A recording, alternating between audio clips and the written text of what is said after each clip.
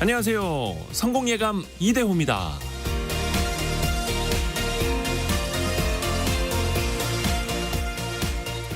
저 사람은 꼭 자기 필요할 때만 연락해. 너는 꼭 뭐 필요할 때만 전화하더라.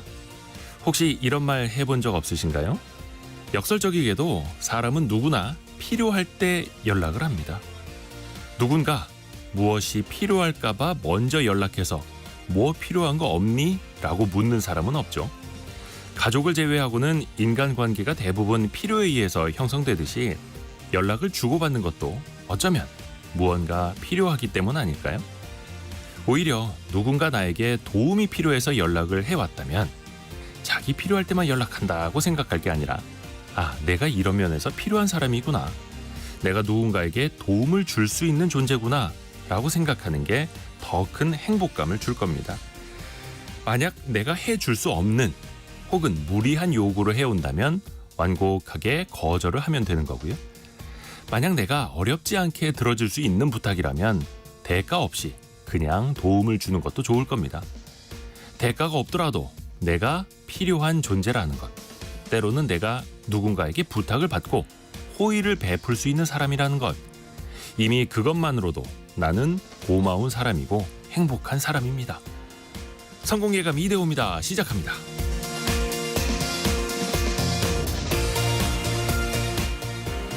안녕하세요. 이대호입니다. 6월 11일 화요일 오전 9시 7분 함께하고 계십니다. 오늘도 함께해 주셔서 감사합니다. 오늘은 화요일이니까 원탁의 기자들 K 만나보는 날이죠. 지난해까지 참 잘 나가던 K 배터리가 전기차 판매 부진과 맞물려서 좀처럼 힘을 쓰질 못하고 있습니다. 또 중국은 점점 이 배터리 영토를 넓혀나가고 있는데요. 배터리 시장 또 전기차 시장까지 함께 고민을 나눠보시죠. 그리고 기업의 이사회, 기업의 이사들은 회사만 대변해야 할까요? 아니면 주주의 이익까지 보호해야 할까요? 새로 출범한 22대 국회에서 상법 개정안이 다시 시동을 걸었습니다. 개인 투자자와 대주주의 입장이 엇갈리고 있는데요. 이 진통이 예상되는 상법 개정안도 쉽게 같이 논의 보시죠. 오늘도 빠지지 않는 경제상식 퀴즈 나갑니다. 오늘 정말 쉽습니다. 최근 뉴스에 많이 나와서요. 두 글자인데요. 정부가 심해 가스전 개발이 추진되는 동해 일대의 광구를 재설정합니다. 대왕고래 프로젝트라고 하죠. 이걸 분석한 미국 액트지오의 아브레우 고문은 유망하다. 가능성이 높다. 남아있는 마지막 방법은 이걸 하는 거다라고 밝혔죠. 정부 역시 다음 달 중으로 이걸 할 위치를 정확히 결정할 거라고 합니다. 천연자원을 얻기 위해서 바다나 땅속 밑바닥에 깊이 구멍을 뚫는 것을 뭐라고 할까요? 두 글자. 두 글자로 맞춰주시면 됩니다. 이동희님 유전 아니고요. 유전이 있는지 이걸 파봐야죠. 파봐야 안다. 힌트를 드리자면 이 두 글자 비슷한 이름의 강아지도 있습니다. 강아지. 귀여운 강아지가 있죠. 짧은 문자 50원, 긴 문자 100원이 되는 샵 9730이나 비용이 들지 않는 KBS 콩으로 보내주시면 됩니다. 다양한 선물 저희가 추첨을 통해서 보내드리고 있고요. 유튜브를 통해서도 언제든지 함께 하실 수 있습니다. 성공예감 이대호입니다. 자주 검색하시면 성공이 가까워집니다.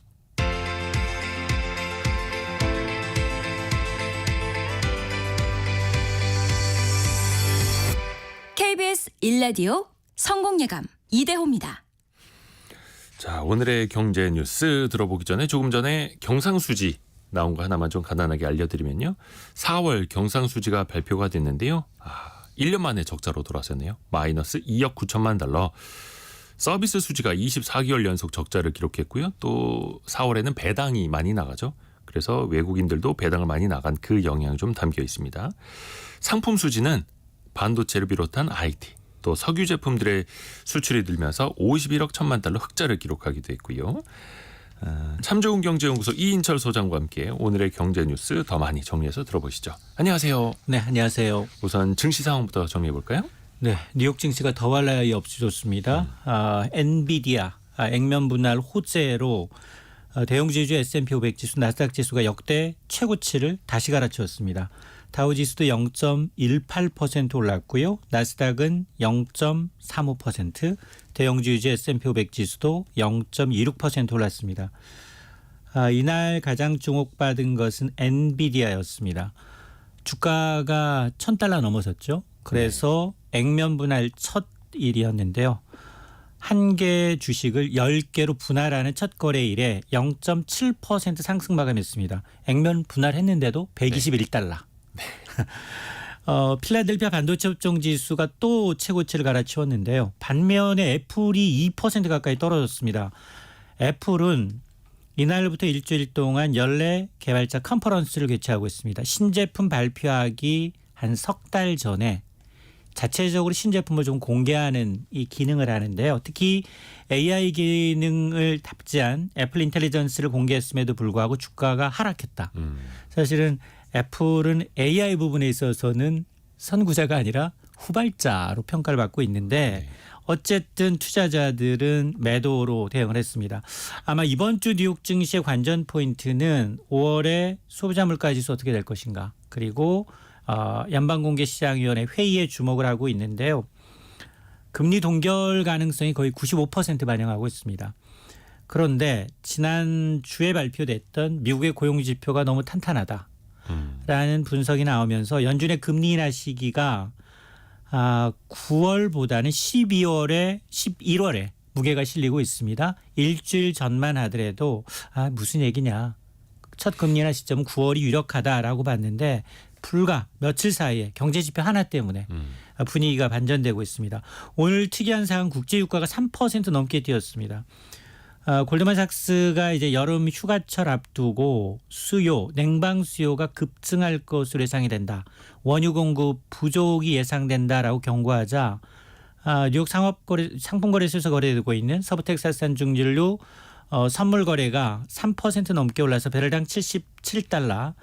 북해산 브렌트 선물도 배럴당 $81를 웃돌고 있는 상황이고요. 조금 전 출발한 코스피는 두 자릿수 넘게 상승 출발했다가 지금은 한 7포인트 정도 708선 움직이고 있고 코스닥도 한 4포인트 정도 오르고 있는데요. 삼성전자는 약보합세로 반전한 상황입니다. 75,000원대에서 계속 오가고 있는 삼성전자의 흐름이고요. 가상자산의 기준이 정확히 어디까지냐. 이거 참 계속해서 좀 왈가왈부되고 있는데요. 금융위원회가 좀 기준을 내놨네요. 맞습니다. 다음 달 19일부터 가상자산 이용자 보호법 1단계가 시행이 됩니다. 일단 투자자 보호는 한층 강화될 것으로 기대가 되고 있는데 앞서서 이제 금융당국이 7월 시행에 앞서서 가상자산 이용자 보호법 적용 대상에 이 대체 불가 토큰이라고 하는 NFT는 제외한다라고 밝힌 바가 있거든요. 그러니까 너무 혼선이 된다. 네. 케이스 바이 케이스. 도대체 왜 이 NFT라는 대체 불가 가능 토큰은 이 성격이 증권인지 가상자산인지 왜 헷갈리느냐. 그 가이드라인을 밝힌 겁니다. 이게 왜 중요하냐. 이게 만일 증권으로 판명이 되면 자본시장법상 규제를 받게 되고요. 가상자산이라면 가상자산 이용자 보호법 적용 대상이어서 법 자체가 법이 다르다. 달라집니다. 그랬기 때문에 금융당국이 내세운 가상자산을 판단하는 4가지 기준이 있다. 우선 대량으로 발행한다. 이건 가상자산일 가능성이 높고 분할 가능성이 있다. 그리고 지급의 수단을 갖고 있고 상호 교환 목적이 있다면 이 4가지 기준으로 대체 불가 토큰은 가상자산으로 판별하겠다라는 거여서 예를 든다면 이제 NFT가 소수점 단위로 분할된 것도 예를 들면 비트코인은 소수점 8개까지 되기 때문에 그런 것도 이제 가상자산으로 이제 분류가 되고 또 이 밖에 특정 재화의 서비스 지급 수단으로 사용되거나 또 가상자산으로 교환이 가능하다면 이건 가상자산이다라는 가이드라인이고요. 그래서 이제 현재 이제 NFT를 유통 취급하고 있는 사업자라면 NFT 가상자산에 해당된다고 판단하면 반드시 이제는 신고를 해야 합니다. 사업자가 신고를 해야 되고 신고하지 않을 경우 형사처벌 5년 이하의 징역이나 5천만 원 이하의 벌금의 대상이 될 수 있습니다. 규제가 다른 만큼 그 해당 분야도 꼼꼼하게 체크를 해봐야 되고요. 그러면 이제 예를 한번 들어볼까요? 스타벅스에서 발행한 NFT도 있지 않습니까? 맞습니다. 그럼 이거는 이제 가상자산으로 속하는 겁니까? 이게 받았어요? 스타벅스 개인컵을 일정 이상의 회사한 고객한테 준다고 하던데 NFT 저는 별로 그쪽을 이용을 안 해가지고. 저도 잘 몰랐어요. 근데 이제 NFT 예술품을 주는 보상 이벤트였어요. 아. 그러니까 이제 이거의 법적인 정의가 좀 모호한 상황이었는데 가상자산이냐 증권이냐 결론부터 NFT, 스타벅스 NFT는 증권 성격이다라는 겁니다. 이게 왜냐? 이게 앞서서 제가 4가지 조건 얘기했잖아요. 대량으로 발행하거나 시세를 형성해서 차익 목적으로 거래하는 건 가상자산이다라고 했는데 네. 스타벅스 NFT는 거래 불가능합니다. 그래서 이거는 수익 증권과 비슷해서 증권이다. 가상자산이 아니다라는 거고요. 이렇게 NFT라는 게 대체 불가 토큰의 종류가 너무 다양하고 케이스 바이 케이스다 보니 명확하게 지금 가이드라인을 내놨지만 본인이 사업자가 잘 모르겠는데요. 이럴 경우에는 금융당국이 한 번 더 확인하라는 겁니다. 왜냐하면 처벌 규정이 한층 더 다음 달부터는 강화되기 때문에 그렇습니다. 이걸 발행하는 사람들도 헷갈리겠네요. 맞아요. 그러니까 이 같은은 아니죠. NFT 방식이라 하더라도 어떤 건 증권이 될 수 있고 어떤 건 그냥 가상자산일 수도 있는 거고요. 부동산 시장으로 좀 넘어가 볼까요? 최근에 빌라 거래가 거의 없다 하더라고요. 이 맞습니다. 서민들의 주거 사달인데 빌라 시장이 이러다가 붕괴되는 것 아니냐 이런 지적도 나오고요. 이게 뭐 전세 시장 교란의 한 이유이기도 합니다. 빌라 포비아 현상으로 인해서 서민의 주거 사달이 빌라가 거의 실종되고 있습니다. 올해 1월부터 4월까지 전국의 빌라 인허가 물량을 봤더니 전년도에 반토막 2년 연속 반토막이 나서 2년 동안 90% 줄어들었어요. 이게 관련 통계가 공개되기 시작한 2007년 이후 최악입니다. 특히 울산, 광주의 경우에는 올해 4월까지 빌라 인허가 물량이 제로입니다. 한 가구도 없다는 거예요. 네. 그러니까 빌라를 짓겠다는 허가받으려는 사업자가 한 곳도 없다는 겁니다. 자, 이렇게 되면 이게 지금 계속해서 아파트로만 쏠림 현상이 나타나게 되면 이 사실은 그동안은 서민의 주거 사다리가 나는 조금 이제 목돈이 없을 경우 빌라에 살다가 다시 소형 아파트로 이렇게 건너가는 이 주거 사다리가 좀 위험할 수 있다라는 건데요. 특히 2022년 말 발생한 이 빌라 전세 사기 사건 이후에 빌라는 위험하다. 이런 이제 주홍 글씨가 새겨진 탓에 지금 사업을 하려는 사람도 없고 만들어놔도 팔리지도 않고 이런 상황입니다. 경매 쪽은 어떻습니까? 빌라 경매 쪽의 분위기는요? 경매는 오히려 예.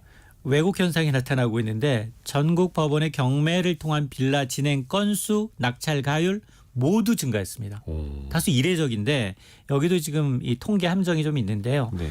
빌라의 낙찰 건수는 16년 만에 최대입니다. 네. 진행 건수도 5월에는 3,900여 건으로 올해 연 최고를 기록했고 낙찰가율은 5월에 77%까지 치솟아서 지난 1월에 69%에 이어서 계속 올라가고 있는데 누가 낙찰받았냐를 보면 이게 허그입니다. 주택도시보증공사가 대부분 셀프 경매를 하고 있다라는 겁니다. 왜냐하면 이제 전세 사기 물건을 직접 낙찰받아서 공공임대사업 벌이기로 했거든요. 네네네. 이러다 보니 나타나는 현상이고 이렇게 이 주택도시보증공사가 이 물량을 싹쓸이하다 보니 일반 경매 시장의 낙찰가율까지 끌어올리는 부작용이 나타나고 있다라는 건데요. 근데 이건 아마 전세 사기 사건 피해자들에서 선구제 이후 보상이 아니라 이제 그걸 안 하기로 했기 때문에 아마 계속해서 이 주택도시보증공사가 경매 시장에서 메인이 될 것으로 보여서 이런 교란 현상은 연말까지 쭉 이어질 것으로 보입니다. 빌라 경매가 늘었다 싶었더니 주택도시보증공사가 뛰어들었기 때문이고 이 통계에 또 착시도 있는 거고요. 그리고 오늘 경제상식 퀴즈가 이쪽 관련된 이야기인데요. 동해 유전을 분석한 기업 그 액트지오 관련해서 참 논란이 끊이질 않네요. 맞습니다. 또 다른 의혹이 나왔는데요. 혹 의혹대로 왔다가 의혹을 더 증가시키고 있습니다. 지금 액트지오사가 지난 1919년 1월부터 2023년 3월까지 미국 현지 법인에 법인 영업세 체납으로 법인 자격을 상실했다라는 의혹이 제기된 겁니다. 네. 그리고 또 하나 의혹은 뭐냐? 야, 그런데 지난해 석유공사가 지급한 용역대금으로 이 세금 체납한 거 아니야? 라는 의혹이 동시에 불거졌거든요. 그랬더니 정부는 일단 산자부는 액트지오의 체납 사실은 몰랐다. 죄송하다라고 사과를 먼저 했고요. 그러나 용역 계약에는 문제가 없다라는 겁니다. 지난 4, 5년 동안 법인세 체납한 총 금액이 1,650달러, 약 230만 원에 불과한 데다 그거 회계사 착오로 발생했다. 그리고 미국 텍사스 주법에 따라서 체납했다고 해서 법인 자격이 취소되는 건 아니다라고 이제 해명을 해서 석유공사의 계약에는 아무 문제가 없고 또 이 세금 완납도 석유공사 용역대금 아니냐라는 것도 아니다. 먼저 세금 완납했고 이후에 2023년 5월에 용역대금 잔금을 치렀기 때문에 네. 지금 아니다라고 얘기하고 있는데 이게 지금 두더지 게임 보는 것 같아요. 한 의혹 제기되면 급하게 해명하고 또 다른 의혹 제기되면 또 해명하고 이걸 반복하다 보니까 신뢰가 좀 떨어지는 게 아니냐. 이런 건 좀 예상된 논란이기 때문에 사전에 좀 검증을 좀 철저히 해서 플랜 B를 세웠어야 하는데 좀 안이하게 대응한 측면이 있어 보입니다. 아마 그 액트지오 뭐 아브레우 고문도 많이 당황스러울 겁니다. 본인의 집 주소를 어떻게 대한민국 전 국민이 다 알고 있고. 그렇죠. 하루 만에 영국의 법인지사의 자본금까지 해석해내는 이 네티즌 수사대가 있기 때문에 예. 그만큼 이제 국민적인 관심이 높다라는 거죠. 시간이 벌써 다 됐네요. 참 좋은 경제연구소 이인철 소장과 함께했습니다. 고맙습니다. 네, 고맙습니다.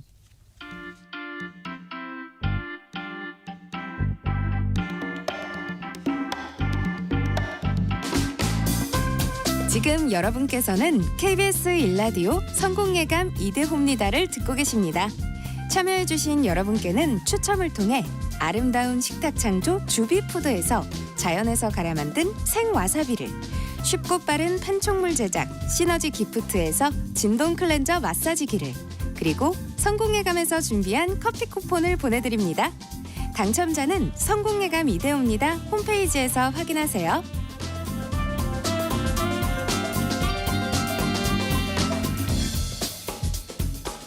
원탁의 기자들 K 함께 만나보시죠. KBS 김준범, 서영민, 장혁진 기자 함께합니다. 안녕하세요. 안녕하세요.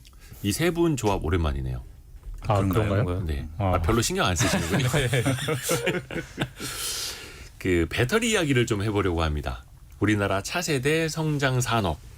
무로 뭐 당연히 뭐 꼽히고 있는데 최근은 시장 상황이 너무 안 좋아서요. 우선은 시장 점유율 한번 좀 따져볼까요? 여전히 중국 업체가 1등이죠. 네, 그 배터리 제조사 점유율을 보면 일단 중국을 제외했을 때 이제 올해 4월까지 점유율을 보면 이제 CATL이라는 중국 제조사가 있는데 이거 우리말로는 닝더스다이라고 한다고 네네. 하더라고요. 그래서 CATL이 이제 점유율 1위를 차지했는데 작년만 해도 LG 에너지 솔루션이 1위였어요. 중국을 제외하고 중국 제외한 제외하고 글로벌에서. 배터리 이제 점유율이.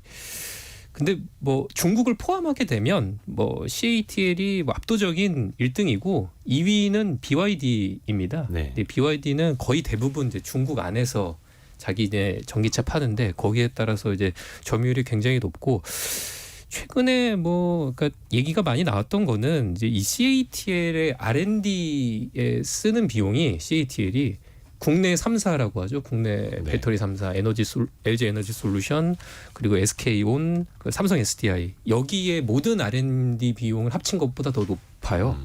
그러니까 지금 CATL 같은 경우는 우리 기업들보다는 이제 기술력이 한 2년에서 3년 정도 뒤처진다고 지금 네. 업계 평가거든요. 하지만 이 기술력도 점점 이제 좁혀질 수가 있는 거죠. 사실 기술력 얘기할 때는 늘 저희가 뭐 인산철 배터리, 예. 뭐 LCM 배터리 뭐 이런 상업계. 얘기 하잖아요. 네. 근데 사실 그 기술력이 우리가 늘 믿고 있는 것인데 이 점유율이 보여주는 것이 굉장히 큽니다. 사실은 중국을 왜 제외하느냐? 중국의 볼륨이 너무 커서 제외하는 거거든요. 그러면 중국 시장을 제외하고 데이터로 본다. 네, 중국을 제외한 글로벌 시장의 볼륨과 중국 시장의 볼륨을 비교해 보면 비교가 안 됩니다. 그리고 방금 장 기자가 말했지만 그 중국을 포함하면 그 CATL이 압도적 1위라고 했는데 어느 정도 압도적 1위냐? 우리나라 세계 회사 다 포함해도 CATL에 뭐 미치지 못합니다. 다 합쳐도 CATL 한 회사에 못 미치는 거예요.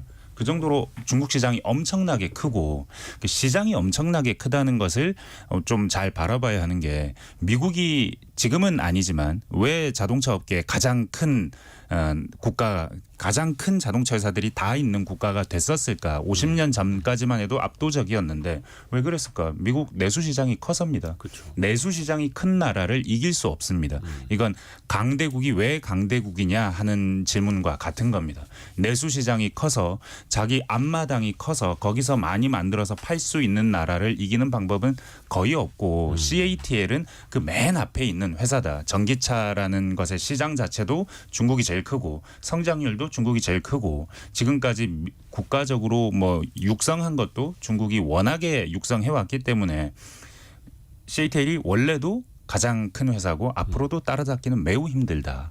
그러니까 이게 우리가 그 김준범 기자. 아파트 같은 뭐 부동산 어떤 통계를 낼 때 네.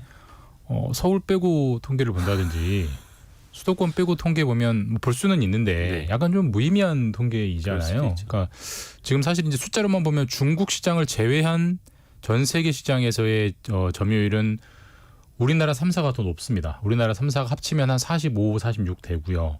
중국 CATL, BYD 합치면 한 35 정도 되니까 우리나라가 더 높지만 거기에 중국을 넣으면 숫자가 중국이 한 52, 53 되고 우리나라는 뭐 20 후반 정도로 줄어드니까 그러니까 사실 중국 시장을 빼고 우리나라가 점유율이 중국보다 많네라고 하는 건 약간 좀 정신 승리, 뭐 심리적 승리 느낌이고 거기를 빼고 얘기하는 의미가 없는 것 같고요. 더군다나 이제 어떤 전 세계 주요국 중에 전기차 보급에 가장 적극적인 곳이 현재로서는 중국이거든요. 네. 정부가 뭐 그 생산 기업에도 엄청난 보조금을 주고 소비자들에게도 많은 보조금을 주기 때문에 거기가 앞으로 뭐 적어도 단기나 중기적으로는 전기차 시장이 가장 빨리 성장할 곳이기 때문에 전기차 성장이 전기차가 많이 팔려야 배터리도 성장하지 않겠습니까? 네. 그러니까 중국 시장을 빼놓고 배터리 시장 점유율을 논하는 것은 현재로서는 크게 의미가 없는 착시만 불러오는 통계의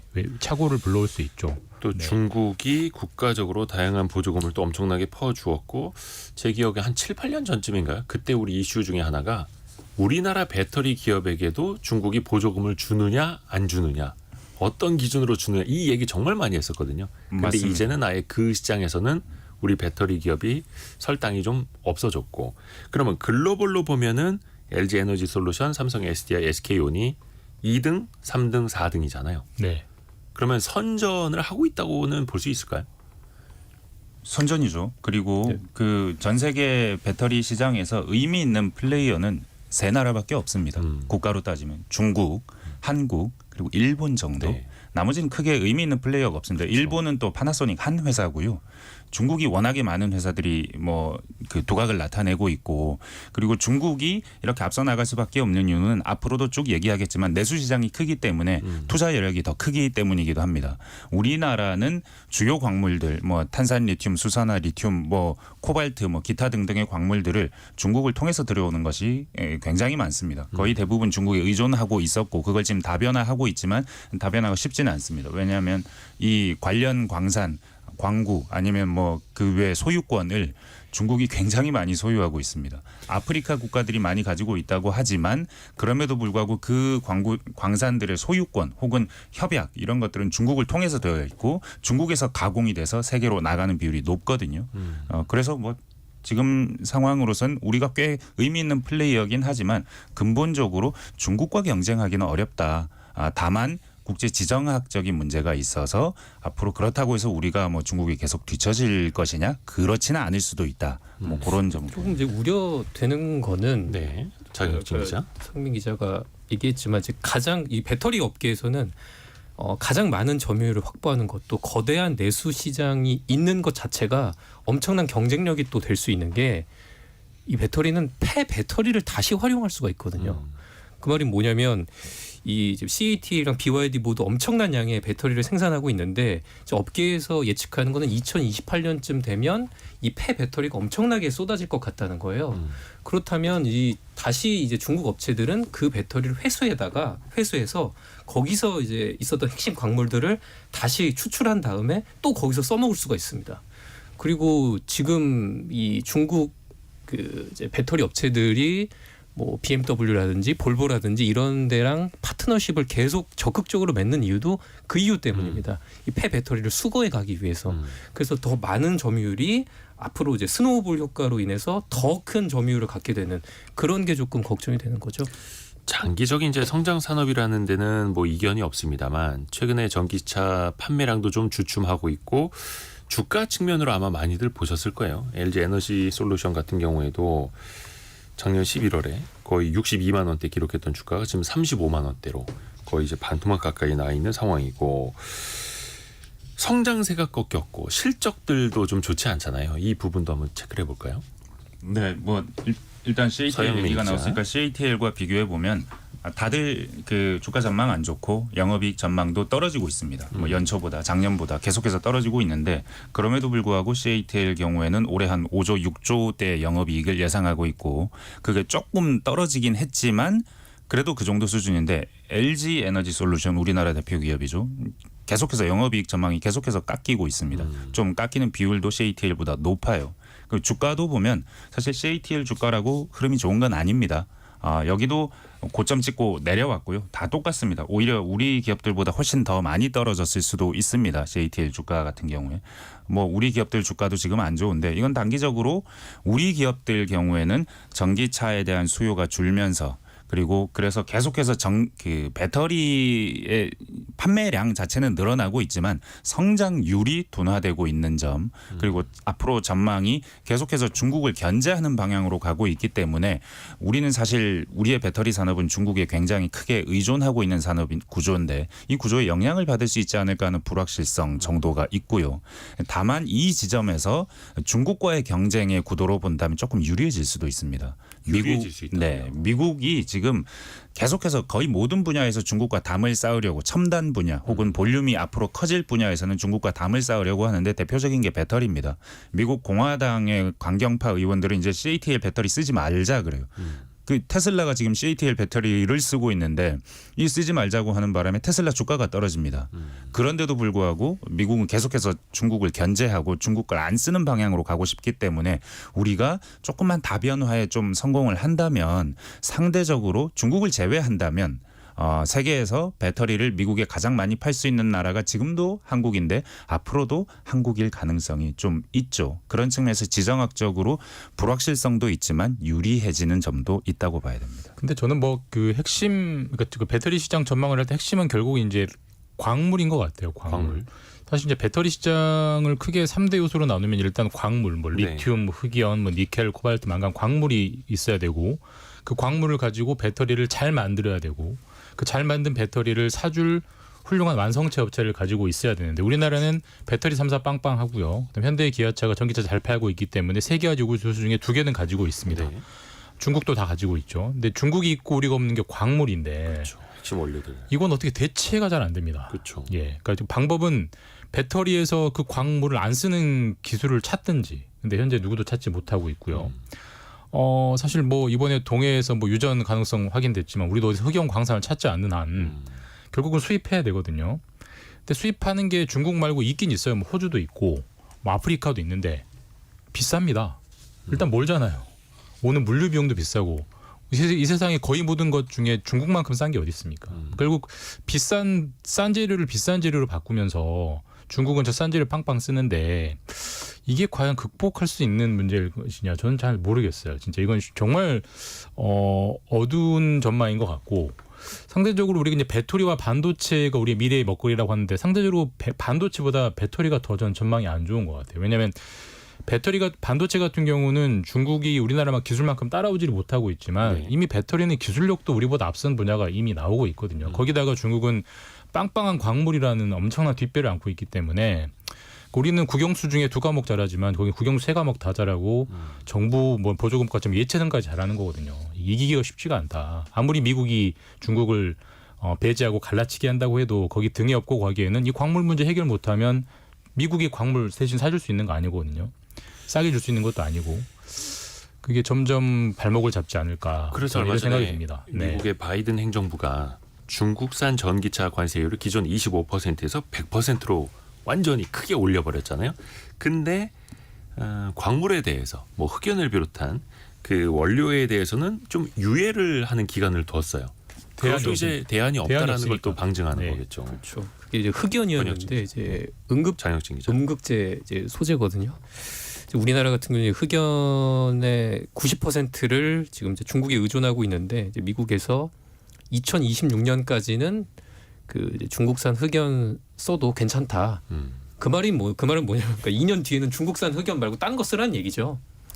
그래서 배터리 3사가 지금 뭐 호주라든지 아프리카라든지 이런 곳에 돌아다니면서 이런 공급망 이제 찾으려는 이제 이유고, 그러니까 저는 이제 그 전기차 전망은 또 우리 아까 이제 공급 쪽 측면은 이제 김준범 기자가 얘기해 줬지만 그 수요. 네. 그러니까 미국에서 많이 사줘야 되거든요. 근데 이제 미국에서 수요가 요즘 뭐 조금 올라오고 있다고 또 하고, 또 만약에 미국이 하반기 금리를 내리면 또 미국 사람들도 자동차 할부로 그 자동차 많이 사거든요. 네. 그래서 할부 금리가 내리면은 조금 이제 수요는 뭐 좋아질 수는 있겠습니다만, 그럼에도 불구하고 이 캐즘이라고 하는 이제 수요 둔화가 계속되고 있어서 그 부분이 좀 걱정되는 것 같습니다. 아무래도 미국은 땅덩이가 너무 크다 보니까 그 어떤 충전 인프라가 갖춰지지 않은 상황에서 이게 수요가 확 좀 오를 수 있겠느냐, 여기에 대한 좀 걱정들이 있는 것 같아요. 일단 거의 대부분 나라들이 전기차 보급을 늘리기 위해서 초반에 보조금을 많이 주었는데 어느 정도 보급률이 올라오면 보조금을 또 낮출 수밖에 없었고, 그러다 보니까 사람들은 경제적으로 또 부담이 되니까 전기차를 안 사게 됐고, 거기에 고금리도 겹쳤고, 이거는 또 이제 시간이 어떻게 좀 해결해 줄 수도 있을 것 같긴 한데, 앞에서 잠깐 이야기를 했습니다만 전기차 타는 사람들의 불만 1위가 충전 인프라, 또 충전하는데 드는 시간이라고 네. 합니다. 이걸 또 단축을 해야 하는데 이것도 이제 기술의 발전하고 같이 맞물려 가야 하는 거고, 그중에 또 대안으로 떠오르는 게 전고체 배터리 아닙니까? 전고체 배터리도 거의 뭐 중국도 그렇고 우리나라도 그렇고 이거 개발하는 데도 4월을 걸고 있더라고요. 근데 저는 그게 약간 좀 지금 상황 맥락과 좀 안 맞는 얘기인 것 같아요. 그래요? 그러니까 전고체 배터리가 이제 그 현재 배터리는 가운데 있는 전해액이 액체지만, 그러니까 가끔 폭발도 하고 화재도 나지만, 그걸 고체, 우리 흔히 쓰는 뭐 건전지처럼 만들어 버리면 불날 일도 없고 좋은 거 아니냐? 좋죠. 좋은데 비쌉니다. 지금도 전기차가 비싸서 사람들이 잘 안 사고, 이미 살 사람은 다 샀다. 얼리 어답터는 다 샀다. 결국은 이제는 이 전기차 가격이 더 떨어져야만 전기차가 더 대중화될 거라고 예상하고 있는데, 거기다가 그 비싼 전고체를 꽂아놓으면 누가 사겠어요, 그거를. 그러니까 그게 뭐 아무도 안 산다고 말할 수는 없지만 굉장히 큰 장애물이 될 거기 때문에 지금 전기차 시장의 저변의 확대는 어떻게든 가격을 떨어뜨려야 되고, 거기에 가장 앞서 나가고 있는 게 중국의 전기차 시장이고, 그게 뭐 싼 광물 때문이건 중국 정부의 보조금 반칙 때문이건 뭐 이유가 무엇이건 간에 중국 차는 계속 떨어뜨리고 있는데, 네. 우리가 전고체로 이건 정말 배터리가 좋아요. 근데 1억이에요. 누가 삽니까? 그러니까 이거는 물론 참 첨단 기술이고 좋은 기술이지만 마치 아무도 사지 않는 극소수의 덕후들만 좋아하는 기술, 뭐 이런 느낌이에요, 현재로서는. 이게 전고체 물론 배터리도 언젠간 가격이 떨어지겠지만, 그러니까 지금 그 전기차 시장의 흐름과 좀 맞지 않는 정말 먼 미래를 위한 장기 투자인 것이지, 이게 단기의 시장을 바꾸기에는 저는 쉽지 않다고 봅니다. 그래서 네. 전고체 배터리가 상용화되는 시점도 아무리 빨라야 2027년 아니면 28년 뭐 한 30년 이렇게 되는 거고, 또 가격도 낮춰야 한다라는 숙제도 같이 또 따라붙을 수밖에 없는 거고요. 그 중국에서는 가격을 얼마나 낮추느냐가 핵심인데 1,000만 원대 전기차도 지금 등장을 했다고 하지 네. 않습니까? 네. 그래서 일론 머스크조차도 야, 이게 중국산 전기차는 이제 가격으로는 안 됩니다. 관세를 높여야 됩니다. 막 이렇게 부르짖을 정도로. 어떻게 보셨어요? 이게 가격에는 장사 없는 게, 아까 그 전기차 관세를 25%에서 100%로 올렸다고 했잖아요, 미국이. 근데 이제 BYD에서 내놓은 게 $10,000짜리 전기차인데, 우리 돈으로 한 1,300만 원이라고 치면 뭐 100% 붙여봤자 2,600만 원인 거예요.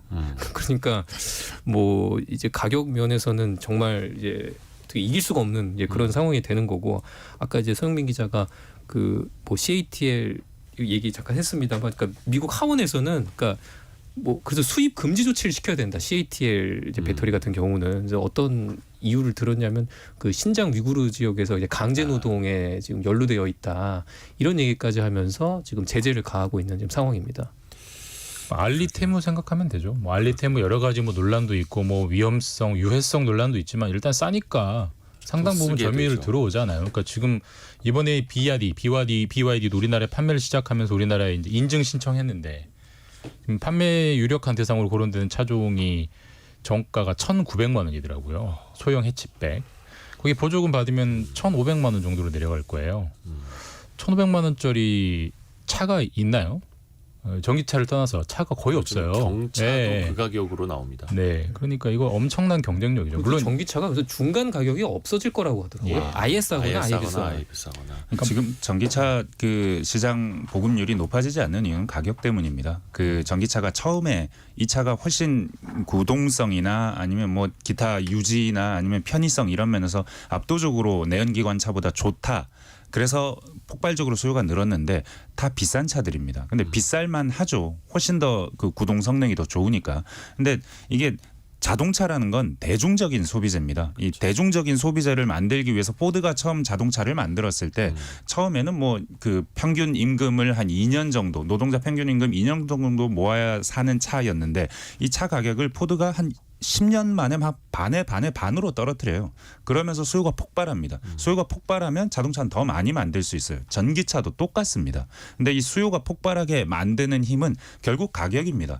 보조금을 얼마를 주든 보조금을 적게 줘서 안 팔린다 그러니 보조금 많이 주자 이 말도 뭐 맞지 않는 것이 왜냐하면 근본적으로 가격이 더 떨어져서 어제보다 오늘 그리고 작년보다 올해 계속해서 가격이 떨어져야만 수요가 급증하는 것인데 가격을 떨어뜨리기가 좀 힘든 구조가 돼 있거든요. 수요 문제, 그 수요가 많아져야 가격을 떨어뜨리는데 그걸 할 수 있는 나라는 중국뿐이에요 지금. 다른 나라는 그렇게 수요가 많지 않습니다. 중국은 중간 과정 건너뛰고 내연기관차 만들기 어려우니 전기차로 가자라고 해서 10년, 20년 전부터 준비해 왔기 때문에 지금 이렇게 빨리 나가고 있는 거거든요. 수요를 얼마나 더 많이 만들어내느냐 결국 가격이고 이 가격을 떨어뜨리게 만드는 것이 장사라는 면에서 봤을 때는 배터리 경쟁력을 무엇으로 봐야 되느냐 기술로 봐야 되느냐 지금은 아닙니다. 지금은 가격입니다. 가격으로 봐야 되고 거기에서 가장 앞서 나가고 있는 것들이 중국 회사들이다. 요 점을 봐야 합니다. 예. 9241님이 전기차 반값으로 내려가야 삽니다. 같은 지역에 주셨네요. 이재희님은 기자분들 성함이 궁금해요. 우리나라에 이렇게 훌륭한 기자분들이 계셔서 든든해요라고. 계속 어둡다는 얘기를 하고 있는데 KBS 김준범, 서영민, 장혁진 기자 함께하고 있고요. 경제상식 퀴즈 한 번 더 내드리고 두 번째 이슈로 넘어갈게요. 정부가 지금 석유, 가스 이것에 나서기로 했죠. 문제는 이제 투입되는 자금인데 하나 뚫는데 최소 1,000억 원, 5개 뚫는다면 적어도 5천억 원이 필요하다라는 겁니다. 석유공사가 확보한 뭐 수익금도 쓸 수 있는데 상당한 정부 예산이 또 들어가야 하죠. 그래서 국회에 또 동의를 받아야 하는데 아직까지는 좀 시끌시끌합니다. 두 글자 정답. 바다나 땅속에 구멍을 내서 깊게 파는 것. 파봐야 안다. 이 두 글자 이걸 해봐야 하는 거죠. 6179님이 이 강아지를 키우고 있습니다. 강아지 이름으로 보내주신 분들 정말 많습니다. 2048님 어찌됐든 간에 석유가 펑펑 나왔으면 좋겠습니다. 우리나라도 지하자원이 풍부한 나라가 되기를 기대해 봅니다. 라고 짧은 문자 50원 긴 문자 100원이 드는 샵 9730이나 KBS 콩으로 정답 보내주시면 됩니다. 오늘의 움직임에 주목하고 세상의 흐름을 놓치지 않습니다. 여러분의 내일을 응원하며 성공의 열쇠를 함께 찾아갑니다. 성공예감 이대호입니다.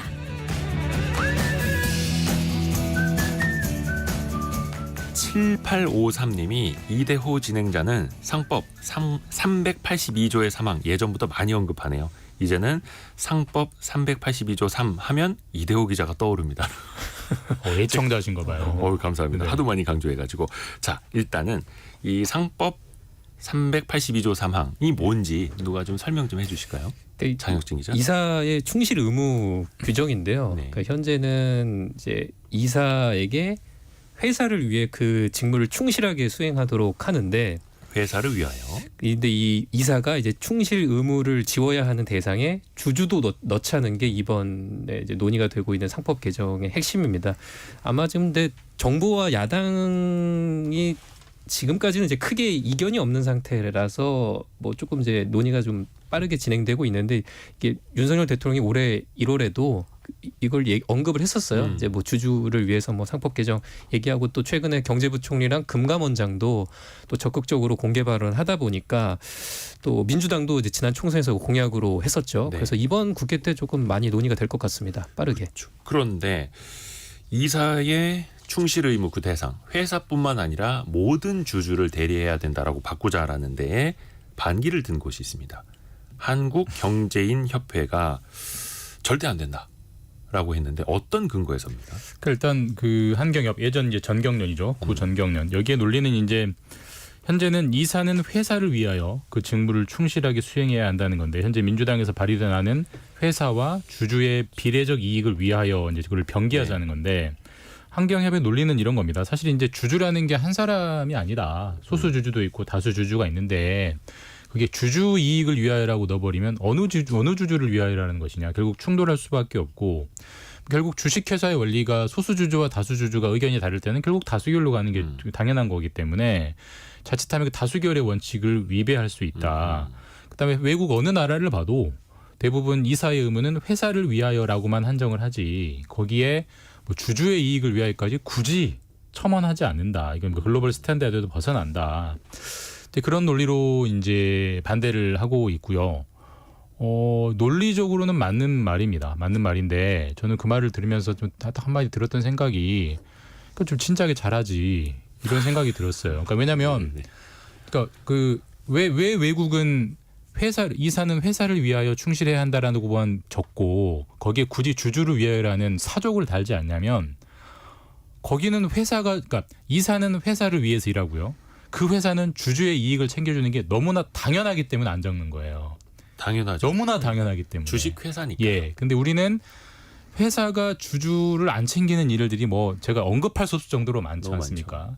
그렇기 때문에 굳이 거기다가 사족을 달자는 게 현재 민주당 개정안의 취지인데 어떻게 보면 사족입니다. 그러니까 회사는 당연히 주주를 위해 하는데 근데 한국적 상황상 회사가 주주를 잘 위하지 않았으니까 학생이 공부를 열심히 해야 한다. 어린이는 거짓말을 하면 안 된다는 거를 굳이 법에 적자는 논의가 나오는 거죠. 그러니까 진작에 잘했어야죠. 라는 생각이 듭니다. 네. 제가 얼마 전에 네. 어떤 특정 회사의 그 주가랑 시가총액을 이렇게 과거 거를 비교해 봤더니 지금 주가가 한 3만 원인데 시가총액이 한 9조 원, 10조 원 합니다. 근데 이 회사가 주가가 30만 원 가까운 시절에도 시가총액이 10조 원이었더라고요. 근데 주가는 지금 10분의 1 토막이 나와 있는데 시가총액은 그때랑 지금이랑 비슷해요. 신주 발행을 엄청나게 했군요. 그 사이에 계속해서 주식을 찍어내고 발행하고 주주들에게 돈만 받아왔다는 거죠. 근데 그 회사가 배당을 잘하느냐? 아니에요. 이른바 총수 집안 아들들에게 계열사를 물려주기 위한 작업을 하고 있고 지주사마저도 엄청난 극저평가를 받고 있고 그 사이에 이제 땅을 치고 있는 게 대부분의 투자자들 주주라는 건데 김준범 기자가 앞에서 진작 잘하지 그 말씀을 한 게 오죽하면 이렇게 상법 개정까지 하겠는가 이런 목소리까지 나오겠는가 이런 이야기가 좀 되새겨집니다. 근데 이게 이제 그 이사는 누구누구에게 충실해야 한다에 회사만 있는 것과 회사와 주주를 함께 집어넣는 게 실질 어떻게 보면 단어 하나의 차이인데 뭐 굉장히 크리티컬한 문제에서 큰 차이를 불러올 수 있어요. 이런 겁니다. 이게 실제로 우리나라에서 1996년에 있었던 일인데요. 네. 어떤 한 그룹의 계열사가 하나 있었어요. 이 계열사는 비상장사입니다. 근데 여기가 굉장히 어떻게 처음에는 뭐 있으나 마나한 회사였는데 점점 회사 안에서 비중이 커지니까 근데 문제는 여기에 총수 일가의 지분이 0%였어요. 그래서 전환사채를 엄청나게 싸게 발행해가지고 총수 일가의 지분이 0%에서 순식간에 63%로 늘어납니다. 그러면은 가만히 있던 주주들은 손해를 보는 거잖아요. 그렇죠. 이게 삼성 에버랜드에서 일어난 일이에요. 근데 이게 법원에서 최종적으로 무죄가 나왔습니다. 무죄가 나온 이유는 뭐냐면, 그러니까 그 주주들의 구성이 어떻게 되건, 그건 회사에는 아무런 이익의 침해가 되지 않는다. 그렇습니다. 실제로 삼성전자의 주주가 이대우건 김준범이건 서영민이건 회사는 상관이 없습니다. 회사는 영업을 잘하면 되는 거잖아요. 그렇죠. 그러니까 주주의 구성은 우리는 굳이 관여하지 않는다. 근데 어쨌든 현행 법에는 이사는 회사를 위하여 충실해야 된다고 했기 때문에 그렇게 신주 발행을 하도록 허가한 이사들이 회사에는 손해를 끼친 게 없다. 그러니 무죄다라고 나왔어요. 그런데 그 조치 때문에 얼마나 많은 소액주주들이 손해를 봤어요. 근데 이게 앞으로 이사는 주주를 위해서라도 충실해야 한다는 조항이 들어가면 이제 그런 게 전부 다 형사처벌을 받는 거예요. 그러니까 그게 상당한 태클이 걸리는 거기 때문에 그렇기 때문에 이제 나름대로 의미를 가지는 것이고 반대로 환경협도 그렇게 강하게 반발하는 것이고 그렇게 볼 수 있는 거죠. 억울한 주주들이 생길지언정 회사에만 피해를 주지 않으면 이사들은 불법 행위를 한 게 아니다. 이게 이제 현재까지의 네. 모습인데 이게 이제 달라지게 되면 이사들은 다른 주주들에게 피해를 끼치는 의사결정을 하게 되면 뭐 소송을 받게 된다거나 배상을 해야 될 수도 생기는 건데 이게 사실 미국이 거의 그렇지 않습니까? 서영민 기자. 네. 네, 저는 네. 이 얘기를 하면서 저희가 막 이렇게 막 많이 떠들어 보았자 편집장님께서 네. 왜 이 상법 개정안에 의미가 있는지를 한번 설명해 봐주시는 게 좋지 않을까 하는 저는 생각. 너무 심플합니다. 네. 쉽게 생각하면 딱 한마디면 이거예요. 주식 회사니까. 가족 경영을 하실 거면 가족 회사를 운영하시면 됩니다. 상장을 안 하시고 가족끼리 하시면 돼요. 근데 이걸 굳이 법인으로 만들어서 주식을 발행을 하고 공개 모집을 해서 공개 기업으로 상장을 시켜놓고 사실 이제 상장 회사라는 건 그냥 주식을 시장에서 거래할 수 있습니다라는 의미뿐만이 아니거든요. 공개 기업 아닙니까? 그러니까 내가 오늘 한 주만 사도 이 회사의 주식을 갖고 있는 주인이 될 수 있는 거다. 근데 모든 의사결정을 그 가족, 일가가 자신들 중심으로 한다. 또 그거를 이사들을 대리해서 시킨다. 그러니까 사실 이사들은 등기이사들은 모든 주주를 대리하는 대리인이지 특정인만을 대변해 주는 사람이 아니지 않습니까? 그러니까 아주 기본적인 거예요. 앞에서 말씀하신 것처럼 우리나라는 아직까지 주식회사, 네. 공개 기업에 대한 어떤 인식이 많이 또 부족하다 보니까 어쩔 수 없이 이걸 또 법을 바꾸자라는 이야기가 나오는 거죠. 저는 사실 우리나라 큰 기업들이 이 재벌 구조를 형성하고 있는 거하고 지금 이렇게 상법 개정안의 필요성하고 그 무관치 않다고 기본적으로는 생각합니다. 이 지금 반대하고 나선 것도 한경협입니다. 예, 그 옛 부분도 정경련. 정경련. 예. 그러니까 한국경제인협회. 네. 그러니까 그건 다 이유가 있습니다. 지금 소수의 주주이고 지배 주주라고 말할 수는 없는 정도의 지분을 가지고는 있지만 대주주이긴 하죠. 이 사람들이 우리나라 기업을 계속해서 큰 기업들은 다 경영해 오고 있습니다. 이게 지금까지는 성공 방정식의 하나였죠. 비교적 뭐 주주 자본주의라고 부르는 것에 비해서는 오너십이 꽤 길고 장기적인 시각에서 투자를 할 수 있다는 것이었는데 근데 문제는 지금 우리나라 기업들이 굉장히 커졌다는 거거든요. 굉장히 큰 기업들을 좀 더 전문적으로 경영하고 전문적으로 경영한다는 것은 또 주주들의 요구 사항을 반영해서 경영할 때 좀 더 경영이 나아질 수 있는 측면이 지금 분명히 있습니다. 그런데도 불구하고 지금은 우리는 여전히 재벌 구조를 가지고 있고 오너 일가라는 말이 여전히 자연스럽게 들리고 사실은 오너도 아닙니다. 이제 더 이상 대주주일 뿐이죠. 대주주를 위한 회사의 형태로 운영을 해왔기 때문에 지금 그걸 바꾸자는 요구를 계속 했는데 안 들린다면 어떻게 해야 되냐. 상법에 넣으면은 조금 더 듣지 않겠느냐 하는 종류의 취지의 그 상법 개정이라고 이해하고 있거든요. 요즘에 또 이제 SK에서 최태원 회장이 그 이혼 이후 그 뭐라 합니까? 재산 분할 관련해서 큰 이슈가 되고 있습니다만 우리나라는 이제 소유와 경영이 일치되어야 한다. 소유와 경영이 불일치되면 뭔가 불안하다라는 인식이 아직까지 굉장히 많은 것 같습니다. 버크셔 해서웨이 같은 경우에도 워런 버핏이 지분이 뭐 30% 넘게 있기는 합니다만 단일로는 최대 주주가 아니에요. 블랙락 같은 이제 ETF나 자산운용사들이 지분을 더 많이 갖고 있거든요. 그렇다고 해서 야 이거 큰일 났다. 이렇게 또 하지는 않지 않습니까? 다만 이제 그 한경협을 필두로 한 재계 우려를 중에 이제 현실적으로 좀 새겨 들어볼 부분이 이런 건 있는 것 같긴 해요. 그러니까 이제 이사가 주주의 이익도 함께 고려해야 한다라고 했을 때 이제 그 주주가 완전히 다른 색깔의 주주가 특정 회사에 들어왔을 때 예컨대 우리나라가 이제 가장 어떤 많이 이제 좀 국민 반감이 생기는 게 외국 자본입니다. 뭐 특히 뭐 그 외국 자본이 뭐 예를 들어 일본 대주주가 들어와서 어떤 회사를 뺏으려고 한다. 그래서 뭐 어떤 우리나라 잘 나가는 회사의 지분을 20%를 갑자기 사들였다. 혹은 중국 주주가 25%를 사들였다. 적대적 인수 M&A에 나섰을 때. 근데 어쨌든 사는 순간 그 사람 그 자본도 주주이기 때문에 그렇죠. 이사는 거기도 이제 감안을 해야 되거든요. 근데 우리나라의 흔한 법감정과 약간 충돌되는 측면이 생길 거는 같아요. 그런 게 현실적으로 약간 뭐 고민되는 지점일 수도 있는데 근데 그거를 감수하는 게 주식회사의 원리고 주주의 국적을 따지고 드는 순간 정말 그 주식 그 나라의 자본주의 수준은 저 바닥까지 내려가는 거기 때문에 저는 그건 일정 정도 그냥 받아들여야 되는 게 아닌가. 그리고 꼭 외국 주주가 다 나쁘다라고 볼 수도 없는 측면도 있는 거고요. 최근에 예. 보면 좀 흥미로운 게 그 삼성전자 등 우리나라 기업에 좀 많이 좀 개입을 하려고 했던 엘리엇이라는 네. 그 회사가 미국의 사우스웨스트 항공이라는 회사 주식을 매집했습니다. 이 회사가 자기 가치를 제대로 실현하지 못하고 있다고 판단해서 들어간 거예요. 들어가자 주가가 급등합니다. 주주들의 기대가 있는 겁니다. 이 자본이 들어왔을 때 우리 이 기업의 그 가치를 높여줄 거라는 그런 종류의 주주의 요구 그리고 주주로서 행동함으로써 좀 더 나은 회사를 만들 수 있는 부분은 분명히 있습니다. 그걸 뭐 그렇게 막 배타적으로 해석할 필요는 없는 부분도 사실 있습니다. 이게 2020년에도 이제 상법 개정이 한번 이슈가 된 적이 있었어요. 그래서 그 도입이 됐던 게 3% 룰이라고 해서 그러니까 이제 사회이사랑 분리해서 감사를 뽑고 최대 주주 의결권을 3%로 제한하는 건데 이거 뭐 도입이 된 후에도 이거를 회피하는 일들이 있었거든요. 그러니까 3%로 제한을 했는데 가족들이랑 그 이제 특수 계열사에 다 3%씩 나눠줘서 쪼개는 거죠. 쪼개가지고 이렇게 한 거예요. 그만큼 이제 이번에 상법 개정을 추진한다고 하더라도 어떻게든 또 피해갈 구멍을 또 만들 수도 있거든요. 하지만 뭐 그렇다 하더라도 주주들의 눈치를 볼 수 있는 하나의 또 근거를 마련한다는 점에서 저는 뭐 의미가 아예 없진 않다고 봅니다. 주식회사는 주식회사답게. 자, KBS 서영민, 김준범, 장혁진 기자 함께했습니다. 고맙습니다. 감사합니다. 벌써 1부 마무리할 시간인데요. 2부에서는요. 편의점 9개를 운영하면서 연 매출 130억 원을 기록하고 있는 분과 이야기를 나눠보는 시간 기다리고 있습니다. 잠시 뉴스 들으시고요. 10시 5분에 금방 다시 뵙겠습니다.